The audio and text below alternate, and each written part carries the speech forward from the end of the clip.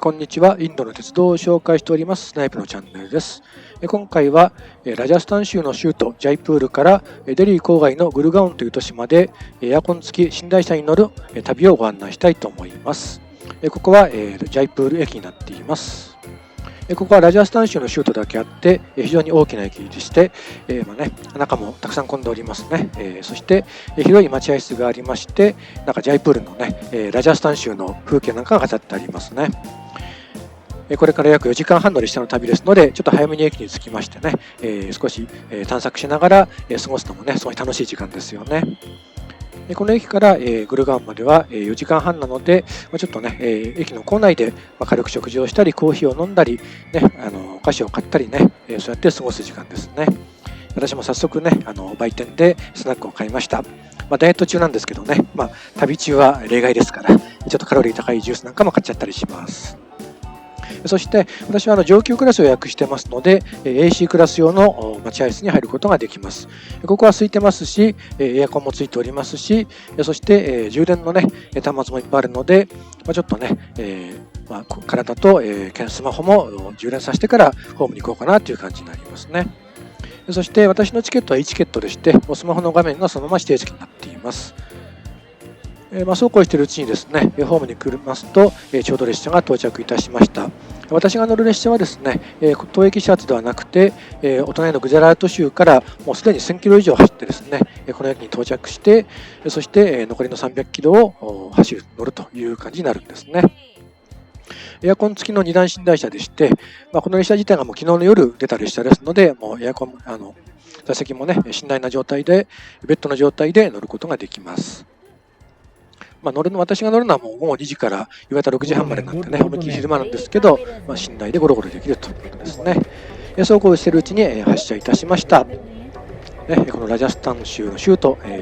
人口400万人の巨大都市ジャイプールの中心駅を今、この列車が発車して行きます。4時間半の旅が始まります。この22両編成のですね、長い列車がゆっくりとこのホームをラジャスタン州のね、ジャイプール駅を発車して行きます。さすがにこれだけ長いとですね、加速もゆっくりですね。やっとホームの端に出たところですけど、ちなみにこの車両はですね、22両編成地の後ろから2番目か3番目ぐらいだったので、かなりね、後ろの方なので、ホームも長いし、ちょっとね、ゆったりした旅になりますね。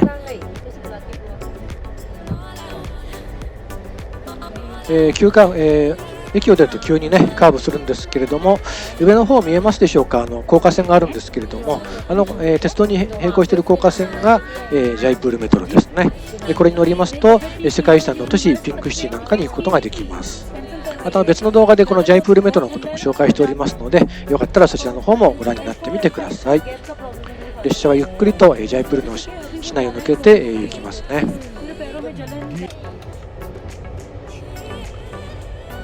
このジャイプールはですね、人口400万人を超える大都市なんですが、400万人って今さらっと言いましたけど、日本でいうとですね、大阪市の人口よりも多いんですね。横浜市の人口に、達するかぐらいの勢いですし、何よりですね、ここ数年でさらに人口がもう毎年数%伸びてますので、本当にね、インドの人口は多いなというかですね、発展のですね、勢いを感じる街ですね。ですから駅を出てですね、しばらく行ってもまだまだ市街地が続きまして、住宅街もあればさっきのようにですね、モールがあったりしてですね、本当に変化を楽しみながら、車窓もね、見ることができます。そしてだんだんねスピードも上がってきました。この列車はですね、総延長1000キロ以上超える長距離列車なんですけれども、優等列車であることには間違いないんですが、ただ、なんていうんですかね、特急というよりは、どっちかというと急行のような感じなんですね。どういうことかと言いますと、もちろん小さな駅はどんどん飛ばしていくんですけれども、ただそんなに大きくない駅でもこまめに止まってですね、ローカル需要を拾ったり、あと自由席車も何両かつながってますので、本当に地域の足として、通勤には使うことはあんまりないかもしれないですけど、本当ね、本当地域輸送にも貢献していると、そういう列車になっています。ですので最高速度もね、そんなに速くなくて、110キロなんですけれども、とは言ってもですね、やっぱりね、幹線ですのでね、ユート列車としてそれなりの速さ、走りは見せてくれますね。発車して10分ぐらい経ってると思うんですけど、まだまだね、ジャイプール市内が続きますね。さすが400万都市ジャイプールでございます。このジャイプールとですね、お隣のハリヤナ市を越えてデリーまで、の区間にはですね、この列車以外にも、バンデバラートエクスプレスというですね、新型の特急列車が走っておりますし、あとはですね、シャタブディエクスプレスと言われる昼間だけ走る座席のね、最高速度130キロの特急列車も走っております。この列車はそれをサポートするような列車とも言えますね。そして貨物列車が見えますけど、当然ですけどインド、主要幹線ですので貨物列車もたくさん走っていきます。ここも、ね、今なんか工事してますけれども、貨物ヤードでもできるんでしょうかね。この路線はですね、このデリーから来てジャイプールを越えて、さらに、西部のグジャラート州です。グジャラート州、モディ首相のね、お膝元ですけれども、あるいは、西部の巨大都市、金融都市ムンバイの方にもつながる大都市で大主要幹線ですので、日本で言えばね、東海道線のような感じかと思います。最高速度も100キロぐらいまで、110キロぐらいなんでしょうかね、100キロを超えて飛ばしております。こうやってね、旅客のみならず貨物もたくさん走っていると、まさにね、幹線だなという感じでございます。ここまで来ますとだんだん郊外になってきまして、ラジャスタン州特有のですね、郊外の風景からちょっと、ね、岩山が多くなったりする独特の地形になります。しばらくね、ちょっとラジャスタン州の車窓をご覧になってみてください。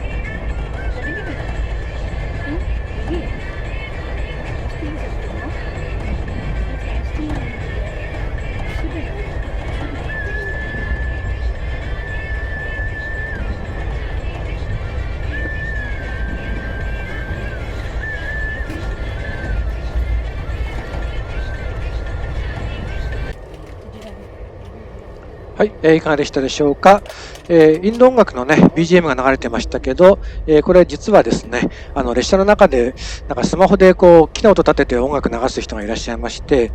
結構うるさいんですけれども、ただね、せっかくなんで、ちゃっかりBGM として、利用させていただきました。列車はですね、なんかちょっとジャンクション駅に入ってきました。ここは停車駅ではないんですけれども、なんかすごいゆっくり走っています。なぜかと言いますと、この駅からですね、アグラ方面と分岐する駅なんですね。アグラといえば有名なタージマハルがあるところですね。この首都デリーに飛行機で着きまして、でアグラのタージマハルに行って、そしてこのジャイプールのピンクシティに行くと。これが北インドの観光のですね、黄金ルートですので、この駅を通してね、アグラ方面に行く列車もたくさん走っております。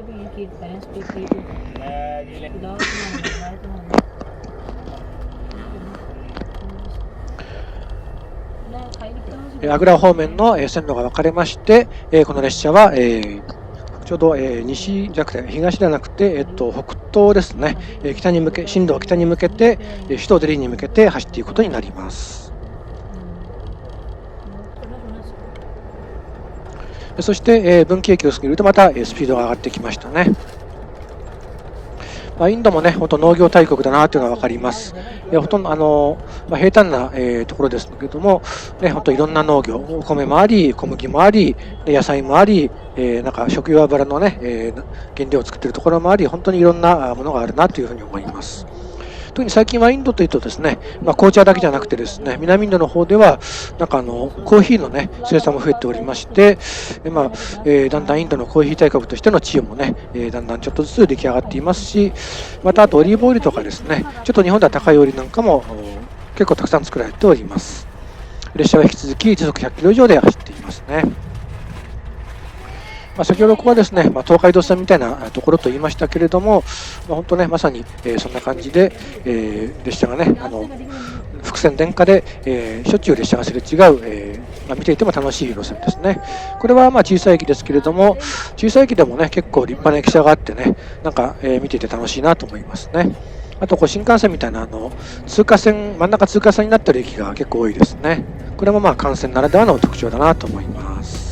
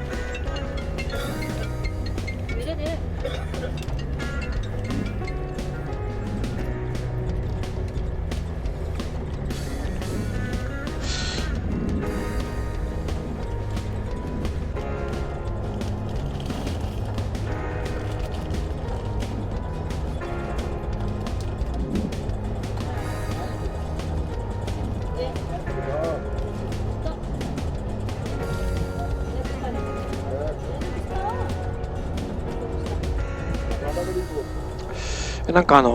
さっきと同じような風景じゃないかなと思った方もいらっしゃるかと思うんですが、ちょうどこのラジャスタン州ですね、なんかほとんど平地なんですけれども、なんか小高い丘というか山というかが多くてですね、なんかこの路線に乗ってると、なんかあれさっき見た風景じゃないかなっていうのがね、なんか多いんですよね。この列車はですね、グジャラート州の港町、ポードバンダールというところから内陸の首都デリーまで1370キロを走るすごい長距離列車なんですね。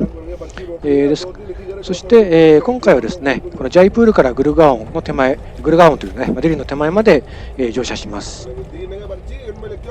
グルガオンというのはですね、デリーが東京だとすると横浜というふうに言われているところですね。日本で言えば長崎から東京まで24時間かけて走る急行列車、そんなようなイメージですね。長崎、東京20時間っていうと、昔のブルートレインよりは遅いんですよね。昔の、桜号、瑞穂号だったらもうちょっと早かったんですけれども、これがね、やっぱり、遅いっていうことですね。停車駅が多いのと、地域輸送が多い。あと長距離の列車って結構遅れやすいので、余裕自分を多く持っていると、そういったこともあるかと思います。昔のブルートレインと違いましてですね、寝台車だけじゃなくて、本当自由席の普通の座席の車両もあったり、また荷物車があったり、本当いろんな車両があって需要に応えていますね。日本でいうなら、この列車は長崎を19時40分に出発しまして、で私は豊橋から乗ったと、そして、6時半に着く横浜駅で、降りると、そんなイメージですね。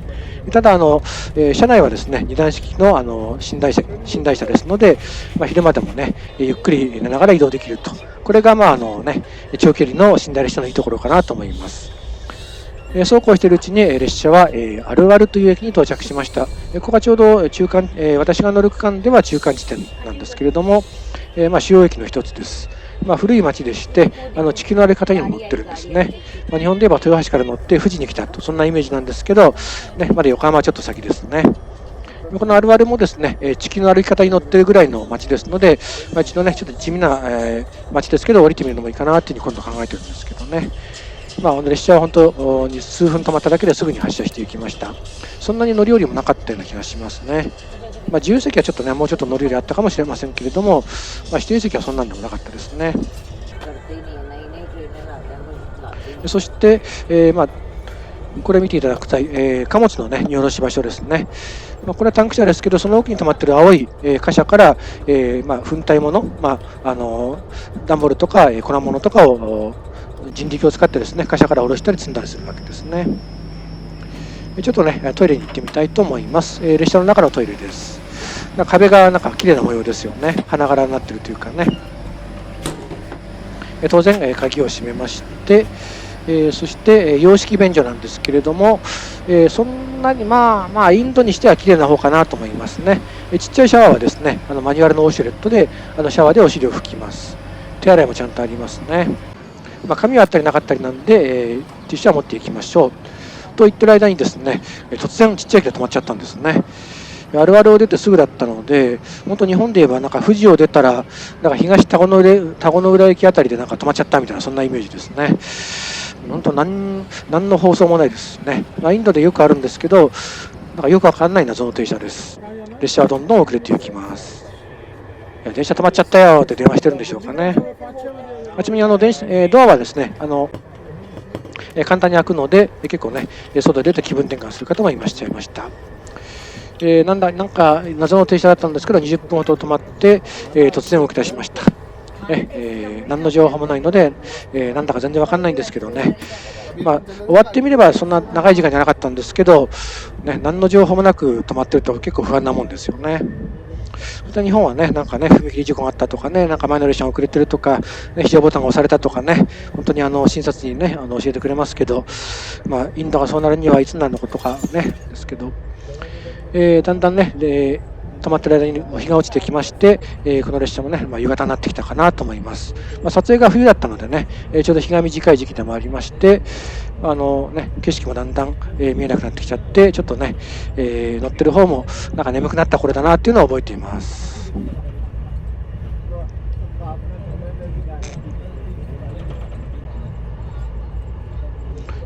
なんかね、一気にね、日が沈み始めると早いですね。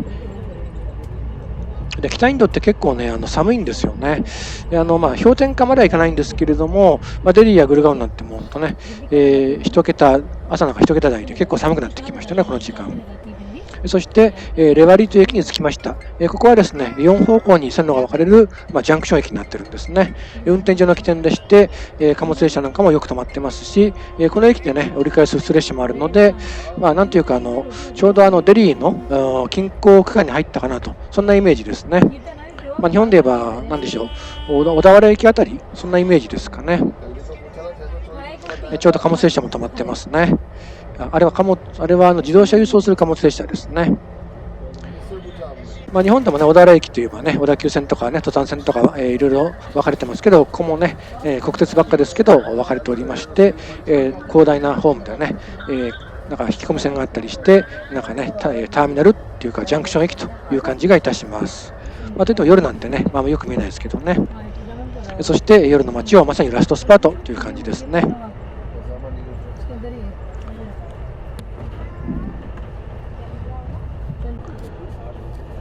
そしてですね、なんかそういう急にね、なんか綺麗な、キラキラしたところが来ましたけれども、ここはですね、新興都市グルガウンです。日系企業もね、多く、自動車産業なんかもあってですね、今まさに発展している街です。そんなグルガウンにやっと到着いたしました。私はここで下車しようと思います。なんで終点まで行かないんだと思う方もいらっしゃいますが、私がグルガウンに住んでるからなんですね。はい。そして、日本でも本当横浜みたいなところというイメージですかね。